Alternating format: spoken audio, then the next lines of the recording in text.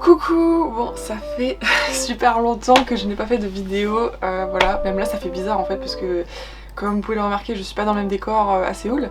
Je suis bien évidemment rentrée chez moi, voilà, pour ceux qui ont suivi, hein, la façon on est courant janvier. C'est vrai que j'avais arrêté de faire le montage de mes vidéos parce que j'avais plus trop le temps entre les stages, mes partiels, et puis vu qu'il me restait un mois, j'avais envie de profiter et le montage ça prend vraiment beaucoup de temps. Ce que j'ai fait, c'est que j'ai continué à tourner, à faire mes images, mais j'avais prévu de faire mon montage en rentrant, c'est-à-dire à ce moment-là. Et puis c'est vrai que j'ai fait pas mal d'images, mais je me suis pas trop filmée en fait en commentant sur le moment.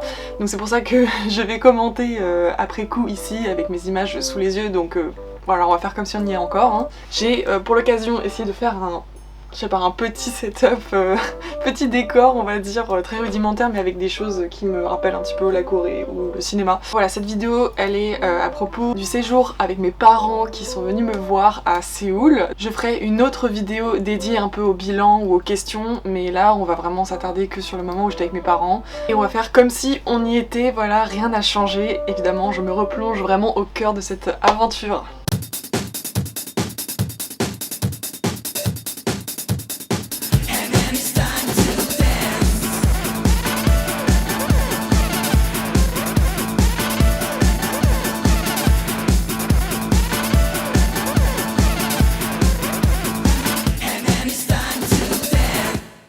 Mes parents sont restés 2 semaines du coup en Corée du Sud et notamment ils ont fait Séoul avec moi pendant 1 semaine, ensuite ils sont partis 4 jours à Busan et ensuite on a terminé par faire Gyeongju tous ensemble parce que moi j'avais jamais fait cette ville et Gyeongju ce sera l'objet d'une prochaine vidéo. En fait ce qui était hyper cool c'est que ils sont arrivés et ils avaient rien préparé, ils avaient rien prévu en termes de visite et l'idée c'était que je sois un peu leur guide privé. Donc je leur donnais l'heure de rendez-vous, le lieu chaque jour et comme ça je les ai découvrir. Donc du coup ce que j'ai fait c'est que je n'ai pas filmé tout ce que j'avais fait parce que on a fait vraiment beaucoup de choses et il y a des choses que j'ai déjà faites par moi-même et que vous avez déjà vu dans les vlogs donc je ne vais pas repartir dessus. Ce que j'ai fait c'est que j'ai filmé surtout ce que je n'avais encore jamais fait du coup parce que finalement il y avait quand même pas mal de trucs finalement. Pour commencer on a fait la Namsan Tower, vraiment emblématique de Séoul finalement. Je ne l'avais jamais faite par moi-même, je sais pas, j'avais juste pas pris le temps et je me suis dit mes parents sont là, autant le faire parce que de toute façon c'est un truc à faire quand on vient à Séoul. Donc on a pris en fait le téléphérique pour monter jusqu'en haut, il y a plusieurs possibilités, on pouvait aussi le faire à pied ou en bus, mais c'était rigolo de prendre le téléphérique, mais on a attendu quand même 45 minutes pour monter. Ensuite on se retrouve au pied de la tour et on a déjà une super belle vue, c'est vraiment magnifique. Et il y a une garde aussi qui fait sa petite ronde.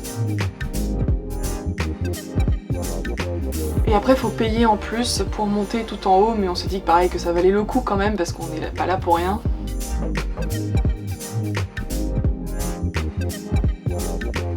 Et donc on monte à bord d'un ascenseur qui va très rapidement et ensuite on se retrouve tout en haut avec une vue à 360 degrés sur tous les alentours. On voit le Han et on voit plusieurs quartiers qu'on reconnaît.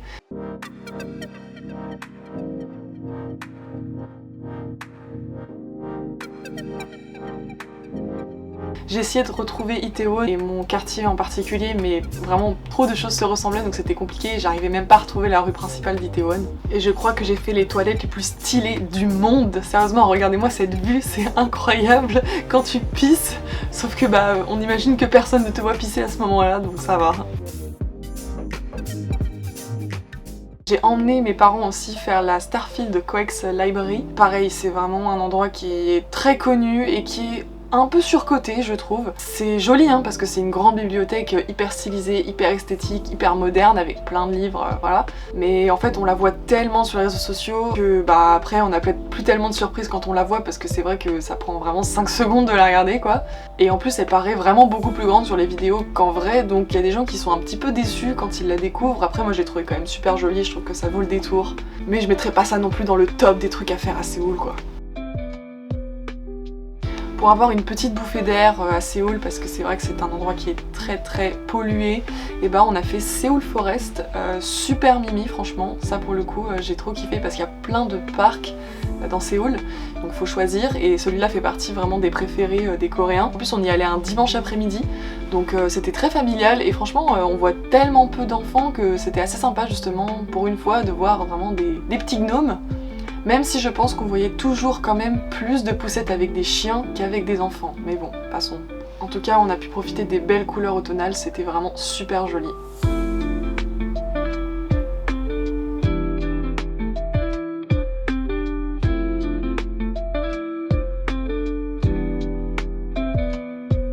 C'était pas du tout prévu, mais on a fait aussi la Lotte World Tower parce que mes parents ils la voyaient de loin quand on était à Séoul et ils se disaient mais elle est quand même vachement grande cette tour, ce serait peut-être sympa de monter tout en haut. Bon, je l'avais pas prévu dans le parcours, mais je me suis dit allez, pourquoi pas. En plus on y est allé sans réservation, on a vraiment attendu genre 5 minutes. À son ouverture, c'était la 5e plus haute du monde, donc je ne sais pas aujourd'hui où elle se situe, mais en tout cas ça reste quand même une très grande tour, de 555 mètres de hauteur. Il y a plusieurs étages quand on arrive tout en haut, mais en tout cas on est arrivé vers la fin du coucher de soleil, donc on avait vraiment des très jolies couleurs orangées, et ensuite on voyait Séoul de nuit. On surplombait vraiment toute la ville, c'était incroyable. Il y a même en fait une plateforme pour regarder en dessous de ses pieds, mais moi je suis incapable de marcher dessus parce que j'ai énormément le vertige et c'est très psychologique, je pense que les gens qui ont le vertige se reconnaîtront. Il y avait même une terrasse aussi en extérieur, bon évidemment très vitrée tout ça, mais là on sentait que la tour elle bougeait un peu, même si c'était de quelques millimètres on le sent, et j'avais un vertige monstrueux et carrément je perdais l'équilibre quoi.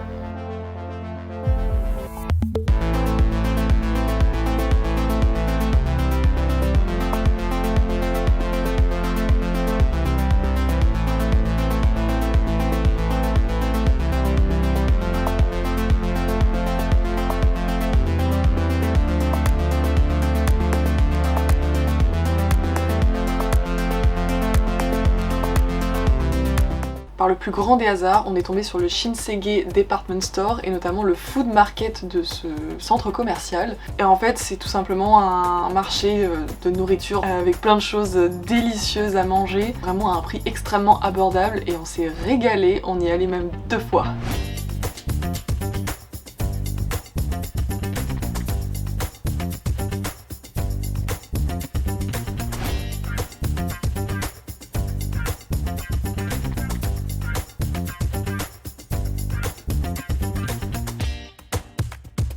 Tout le long du séjour, mes parents ils ont logé en fait à Hongdae, c'était un quartier que je leur avais recommandé, et ils étaient dans un petit hôtel voilà, qui paye pas de mine. C'est vrai qu'en Corée c'est très connu les problèmes d'humidité dans les hôtels, dans les appartements tout simplement, et là c'était le cas, ils sentaient que c'était vraiment très humide. 3 jours avant la fin de Séoul, ils allaient se coucher et il y a un cafard qui tombe du ciel sur leurs affaires et là ils ont fait c'est trop, donc ils sont partis, ils ont abandonné l'hôtel et ils sont allés à l'hôtel de Lotte, cette fameuse enseigne. Pour la petite histoire en tout cas, Lotte c'est une très grande enseigne coréenne, opère sur des secteurs d'activité hyper différents.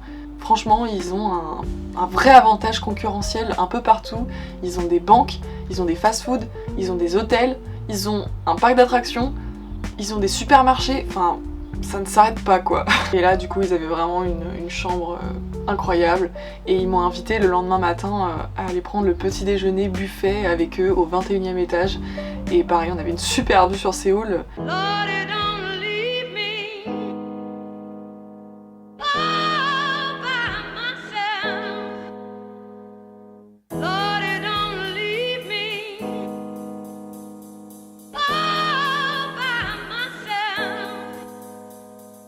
Bon par contre c'est extrêmement pollué, je pense qu'on peut le voir qu'il y a une sorte de smog gigantesque en fait tout au-dessus de la ville.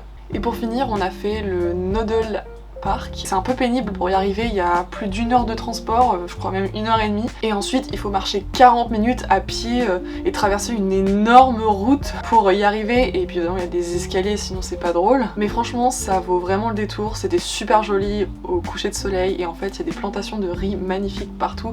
Et on se perd là-dedans, évidemment c'est extrêmement instagrammable. Enfin on a fait plein de photos quoi. Et on a pu voir le coucher de soleil sur le Han aussi, donc c'était vraiment super joli.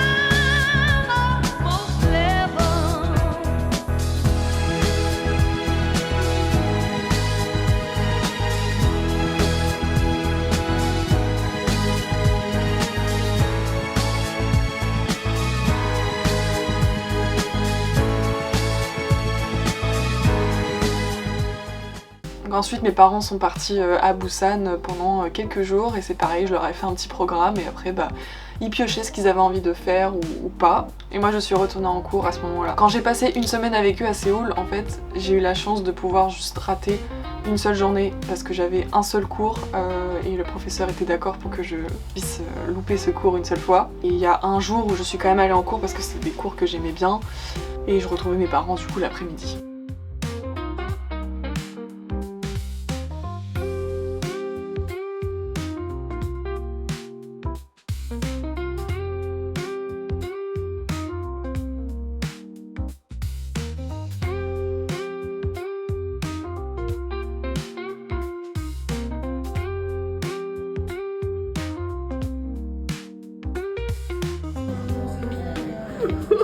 La taille de ta tête.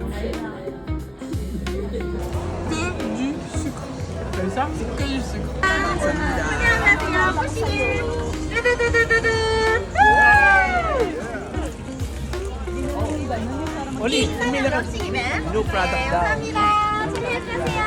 Donc merci beaucoup d'avoir regardé ce vlog, même s'il est un petit peu en décalé, voilà. Et le prochain vlog va arriver quand même bientôt je pense et il sera sur Gyeongju du coup, l'ancienne capitale du royaume de Shilla. Je vous en dirai un peu plus là-dessus mais c'était super joli aussi à voir. Je vous fais des gros bisous.